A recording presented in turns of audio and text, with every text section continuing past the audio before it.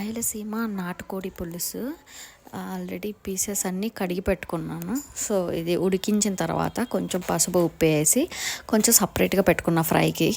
So కావాల్సిన ingredients అండి: ధనియాల పొడి, కారం, ఉప్పు, పసుపు, టమాటా, ఆనియన్, పచ్చిమిర్చి అండ్ కరివేపాకు, కొత్తిమీర.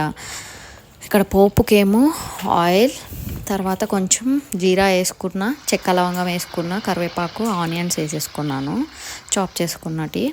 అవి కొంచెం బాగా మగ్గిన తర్వాత టమాటా యాడ్ చేసుకోవాలి. టమాటా యాడ్ చేసుకున్న తర్వాత మసాలాలన్నీ యాడ్ చేసుకోవాలి. ధనియా పొడి, ఇంకా కారం, ఉప్పు, పసుపు అన్నీ బాగా మిక్స్ చేసుకోవాలి. ఇది బాగా మిక్స్ అయిన తర్వాత కొంచెం ఆయిల్ బాగా వచ్చిన తర్వాత ఇలా పీసెస్ వేసి వాటర్ వేసేసుకోవాలి. సో ఇది బాగా ఉడికించాలన్నమాట. ఆయిల్ పైకి వచ్చి ముక్క ఆల్రెడీ ఉడికించి పెట్టుకున్నాను. పులుసు బాగా ఉడకాలి. ఉడికిన తర్వాత ఇలా ఉడికిన తర్వాత ఆపేసుకొని దోశలు వేసేసుకొని సర్వ్ చేసుకొని తింటే అద్భుతంగా ఉంటుంది. సో మీకు నచ్చితే లైక్ చేసి, షేర్ చేసి, సబ్స్క్రైబ్ చేయండి.